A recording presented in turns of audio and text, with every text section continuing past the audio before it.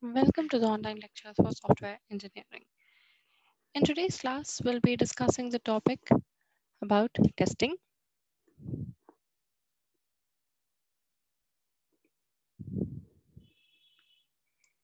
Now, coming on to the testing tactics.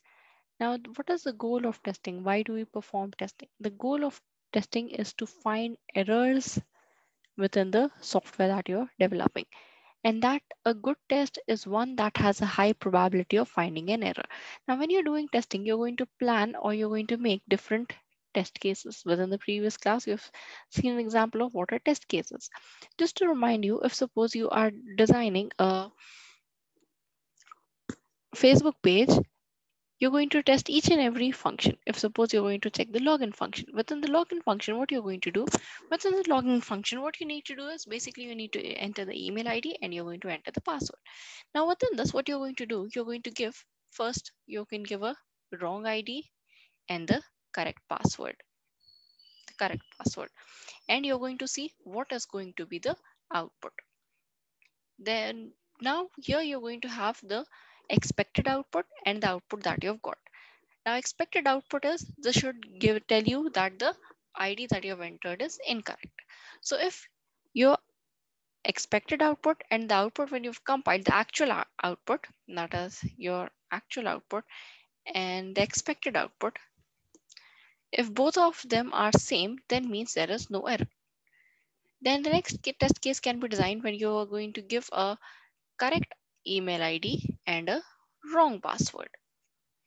So here you're taking each and every scenario and trying to finding out the errors within the software. Now today we'll be studying two types of testing: white box testing and black box testing. I'll be beginning with white box testing. Now, what is white box testing? Now, there are different names for white box testing. White box testing, it is also called as clear box testing. It is also called as open box testing, structural testing, or transparent testing. And most commonly, it is called as glass box testing. Now, this important testing, white box, black box testing, this is a very, very, very important answer. Within this last unit, I can say that within testing, this white box testing, black box testing, these are the most important topics and the frequently asked questions. Now, coming back to white box testing or the glass box testing, this type of testing, this is used so that you're going to testing of the software solution's internal structure. You're going to test the internals of the white box within the white box testing. That is the designing part and the coding part. Now, how this is going to be done? It is going to use the control structure. It uses the control structure. Now, where do you get the control structure? This control structure can be found at the component design. That is where you have identified the different components that are going to be assembled within the software. So based upon this, you're going to derive the different test cases. And you're going to test the internals of the software. Now in this type of testing, the code is visible to the tester. Now the code that is there for the software, that is visible to the person that is testing the software within white box testing. And it focuses upon verifying the flow of inputs and outputs. That is what input is given, what outputs are generated. This is identified within white box testing.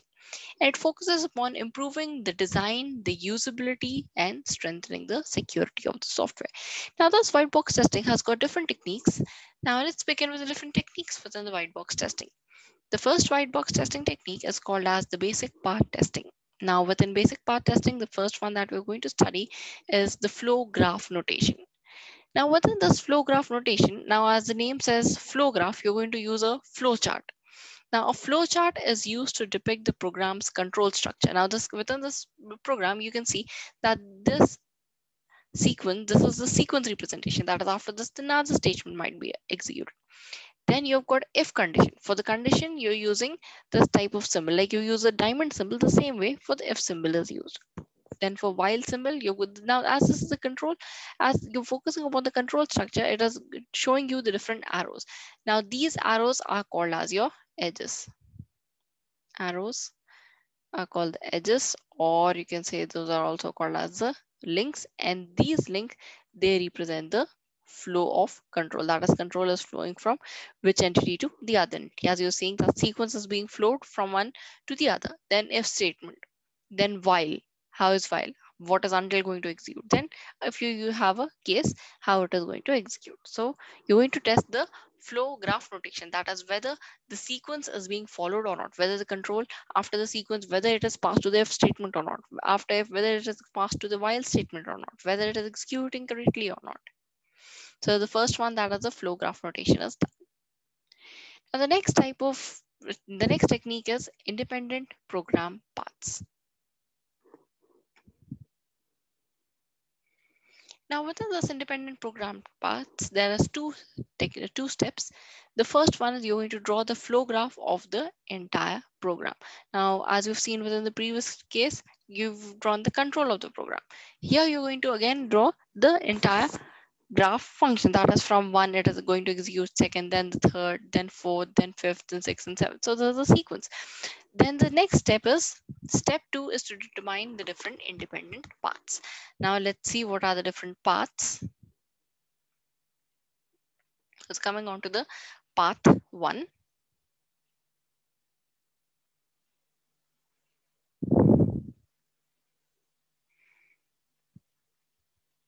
Path 1. Path 1 can be you're going from 1 to 2. From 2 you're going to 5. Then from 5 you're going to 7.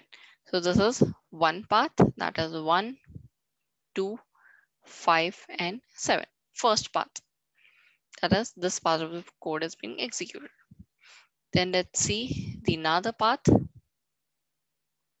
that is path 2.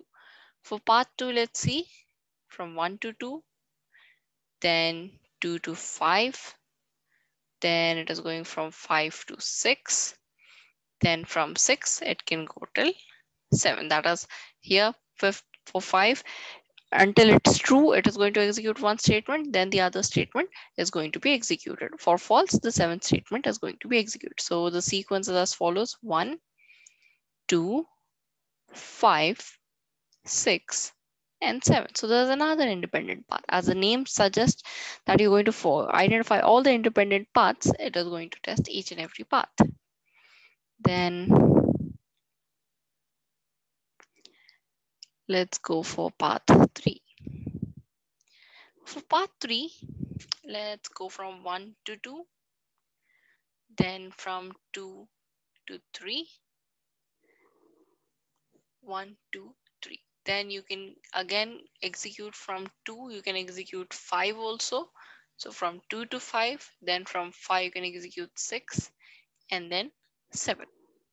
So we have gone from 1, 2, 3, 2, 5, 6 and 7. Now here, how from 2 it is going to 3 and again 5, until when it is true, it will execute the statement. If false, then the other statement will be executed. Then path 4.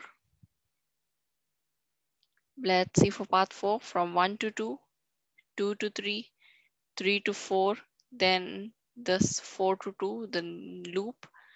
Then from 2, it can go to 5, 6, and 7. So the path 4 will be 1, 2, 3, 4, 2, 5, 6, and 7.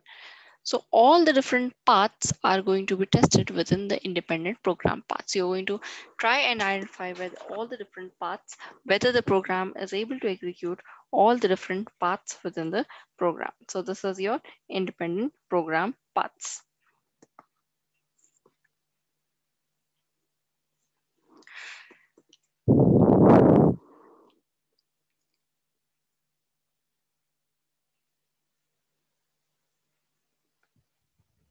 So all the paths are mentioned here. The ones that you have seen within the previous slide, all these paths are here listed it within the next slide. Then the next one is graph matrices. Now this graph matrices, this white box technique, this is used to develop a software tool that is going to assist the basic part testing. A data structure called graph matrix is useful. Now this graph matrix, it is a square matrix. As you can see, square matrix, you got 5 cross 5. So you've got a square matrix whose size will be equal to the number of nodes. As you can see, how many nodes are 1, 2, 3, 4, and 5. So here again, you've got 1, 2, 3, 4, 5. That is how you get a 5 cross 5 matrix. Now within this 5 cross 5 matrix, how you're going to develop the graph matrix. Now you're going to first draw a 5 cross 5 matrix.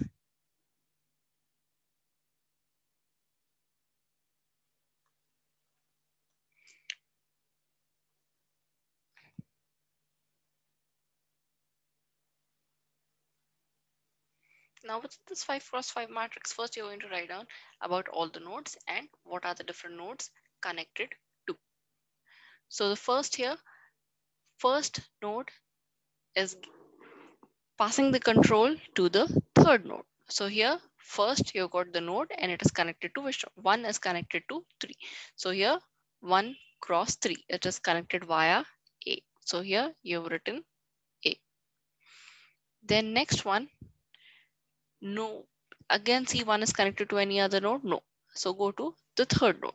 Now this third node, it is connected to the fourth node via B. So coming to third, 3 is connected to 4 via the B node. Then again, 3 is connected to the second node via D. So 3 cross 2, that is D is connected. Then any more paths from 3? No. So go to the next node. We are currently at the node 4. Now this fourth node, it is connected to 5 via F. So 4 cross 5 is connected via F. Then again 4 is connected to 2 via C. So 4 cross 2 is connected to C. Then the fifth node. This fifth node, this is connected to the third node via the edge E. So here 5 is connected to 3 by E. Then 5 is also connected to node 2 via this edge, that is G. So this is how you're going to convert the flow graph by designing a graph matrix. So this is how you're going to develop a software tool that is going to help you in the basic part testing.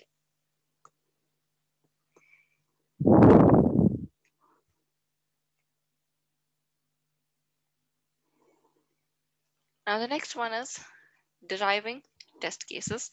Now these test cases are derived as first using the designer code to draw the flow graph. That is within the flow graph, you're using the designer code to identify what are the different nodes, how the control is being used, what are different connections. These are identified and you draw the flow graph. Then you determine the cyclomatic complexity. Now this cyclomatic complexity, it means the complexity of the program or the complexity of that flow graph that you have designed. Then determining independent paths, that is like we have done the independent path testing. Then preparing test cases that will force execution of each path within the basic set. Now with independent path testing, we have seen each and every path within the testing, that it is forcing the program to go every way so that you get to know whether each and every function is working properly or not. Based on a scenario, the program should not fail, it should be able to execute.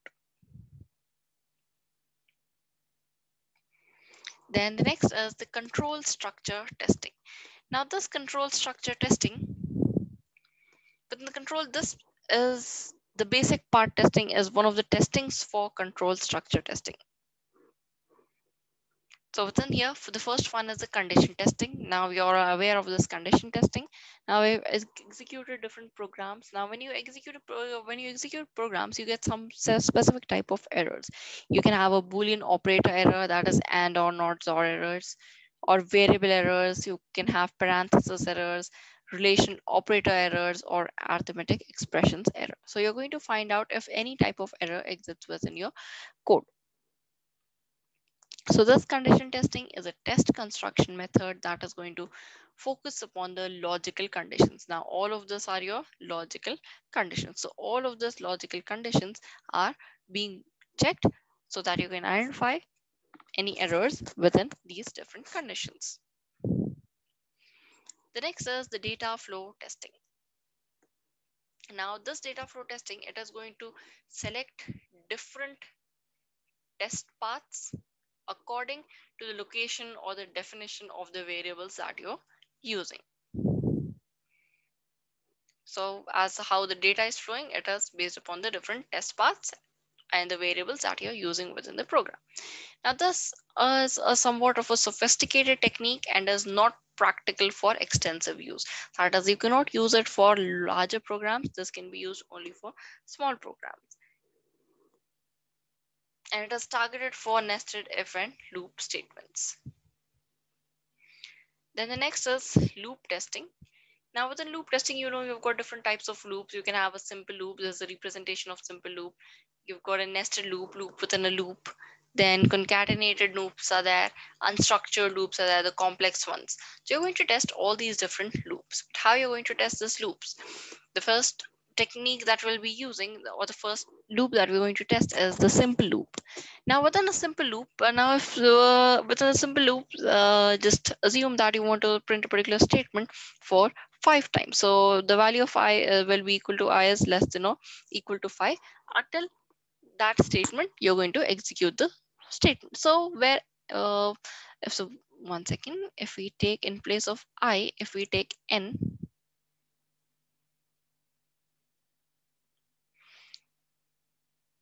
so n is less than or equal to 5. Yeah. So where n is the maximum number of allowable passes, n is equals to 5. So you're going to, how you're going to test it, you're going to skip the entire loop. That is, you want to print this particular statement, you're going to entirely skip this file and check whether whether the program is going to execute further or not. Then only one pass through the loop. That is, in place of n is equals to 5, you're just going to try and run it for n is equals to 1. Then n passes through the loop. You're going, sorry, 2 passes, you can go for 1, then you've tried for 2. Then m passes through the loop where m is less than n. That is, you can go for 3 or 4, where as 3 or 4 are less than 5. So you're going to try for m is less than n passes. Then you're going to try for n minus 1, n, and n plus 1. That is, n is your 5, you're going to try for 4, and you're going to try for 6. For these 3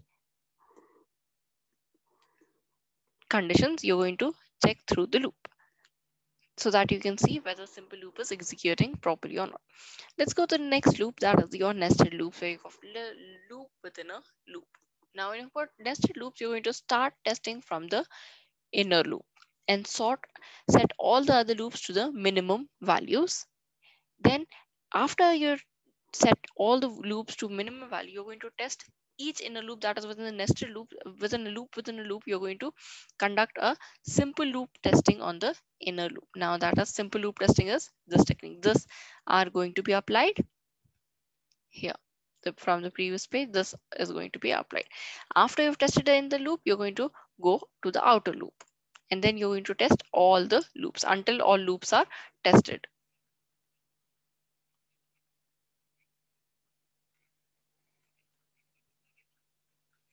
Then the next is concatenated loops. Now within concatenated loops, if independent loops are there, you can go for simple loop testing. If there is a dependent type of testing, you're going to follow nested loops. Just to recall, this is how your concatenated loop looks like. So if it is independent, you can go for simple loop. If it is dependent, you can go for nested loops. Then the last one is unstructured loops. Unstructured loops. Now this is your unstructured loop. This is a very complex loop. Now this type of loops you're not going to test. You're going to redesign it and either make it a simple loop, nested loop, or a concatenated loop. Then the next type of testing is black box testing. Now this black box testing, this is applied at the later stages of testing. Now this black box testing, it is not an alternate to white box testing. Both type of testing needs to be done when you're designing a particular software.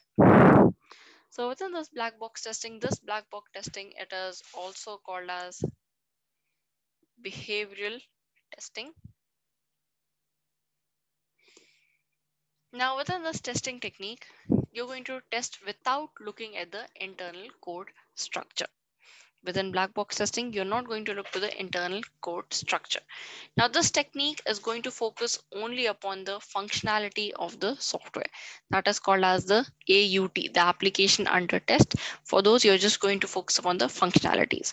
Now these functionalities are checked without looking at the internal code, as you do not have access to the internal code. So you're not going to test based upon your inner code. You're going to not look at the internal code structure or even the implementation details or any knowledge of the internal paths. Without having any knowledge about this, you're just going to focus upon the functionality of the software. Now this type of testing, it is based entirely upon the software requirements and the different specifications, because functional, from where can you derive the functionalities? These functionalities can only be derived from the different requirements that were there at the beginning and the specifications that were listed by the end user. Now this black box testing, it involves testing from external or end user type of perspective. That is whether the functional external end user is the person that is using the, that is going to be the person that is going to use the software. So the customer. So you're testing it based upon only the functionality of the software. Now this black box testing, it is going to focus to find errors within incorrect or missing functions. As you're focusing upon the functionality, whether there is an incorrect function or function is being missing, you're going to focus upon that. Any interface errors are there, or error in data structures, there's a behavior or performance error is there, or initialization and terminating errors, whether at the starting of the program or the end of the program, if any errors are there. So these 5 types of errors are being identified within the black box testing. The first type of testing within the black box testing is your graph-based testing method.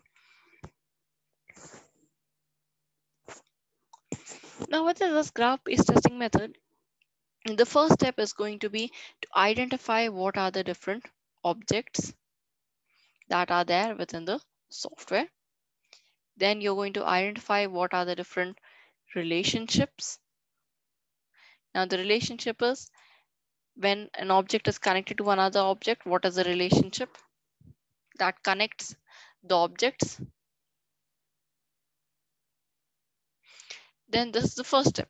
Then the next step is to define a series of tests that verify all these objects. You're going to design the different test cases. Now the software engineer is going to begin by creating a graph. That is, first you're going to design a graph with a collection of nodes. All the nodes are going to be there that are going to represent the object. So node is equals to the object. Links that represent relationship between objects. Now here in links, the way the links are connected, it can be a directed link, it can be a bidirectional link, or it can be a parallel link. So you're going to identify the nodes and the relationships. The objects that are the software, objects that are the nodes, and relationships that are the connections. So coming on to this example, now the first one is a graph notation where you've got three different objects. Object 1 is connected to object 2 via directed link. The arrow is there, so it is a directed link. Object 2 is connected to 3 via parallel link. Now you can also have a node weight to that particular link or to any other node also. Then undirected link means there is no arrow for this particular link. Let's take an example for this. Where you opening a new file menu, select. Now suppose within a Word file or in a presentation file, you're going for control and a new file is being opened. So this new file is going to open a new document. A fresh blank page is going to be opened. That is a document window is open. Now this directed link, you can also have the statement written that is menu select generates. That is when you go to the menu and select for new, it is going to generate this directed window. How much time this generation is going to take? That is your link weight, less than 1.0 seconds.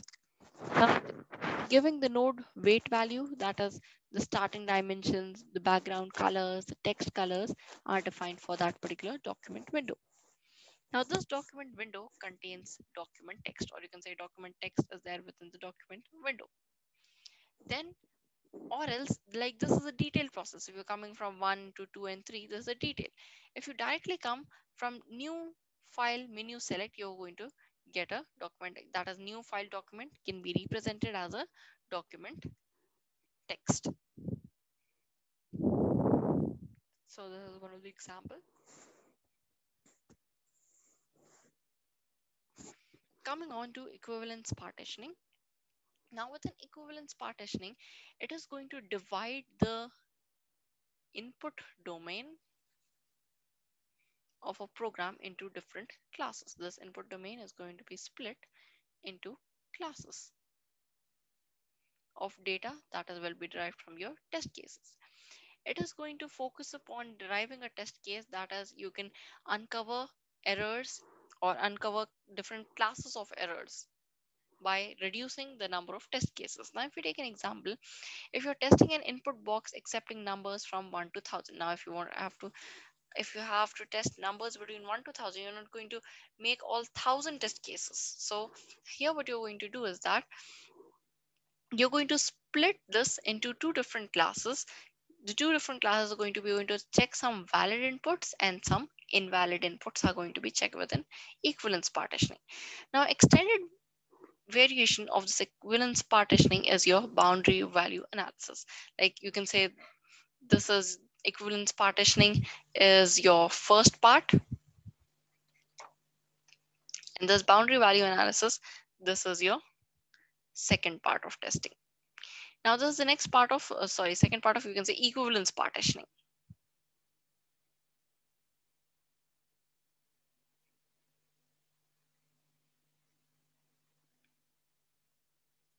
Now here, the boundary value analysis technique is used to identify the errors at boundaries rather than finding those that is existing within the center of the input. That is from 1 to 1000, you're not going to focus upon all the test cases that are going to from tens to 900. You're not going to focus upon this.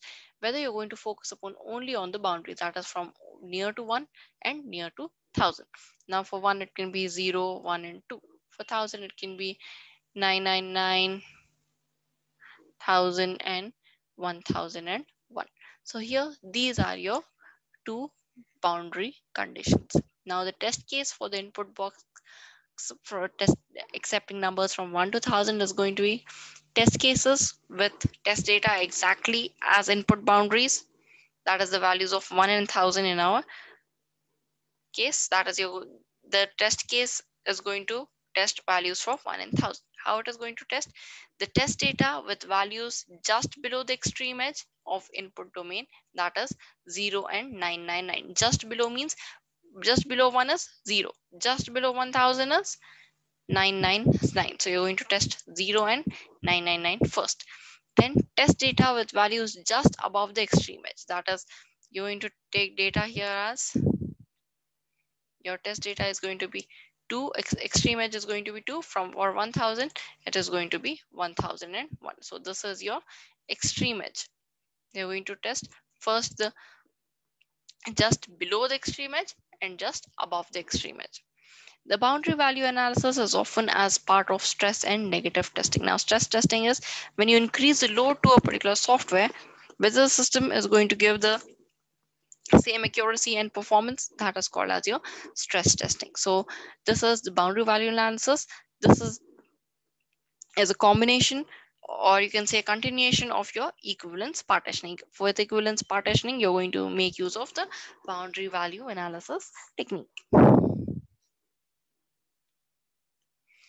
Then the next one is your orthogonal array testing.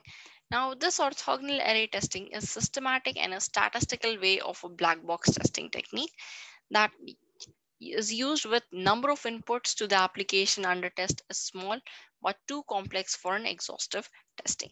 That is, whenever you're designing a particular software, now that input domain, that is the inputs that is required, this input is small, but when you have to test it, this becomes exhaustive. This becomes very large for testing.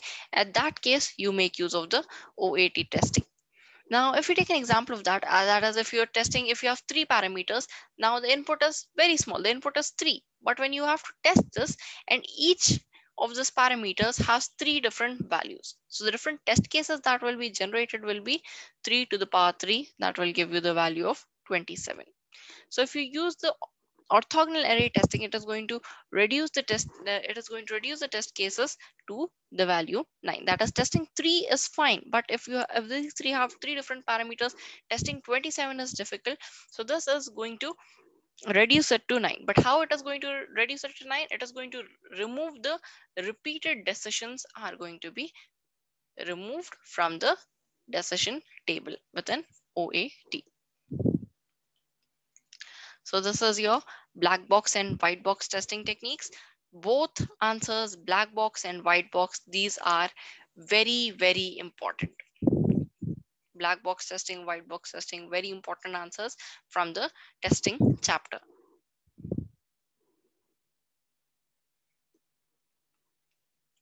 So with this, we end the class. Thank you.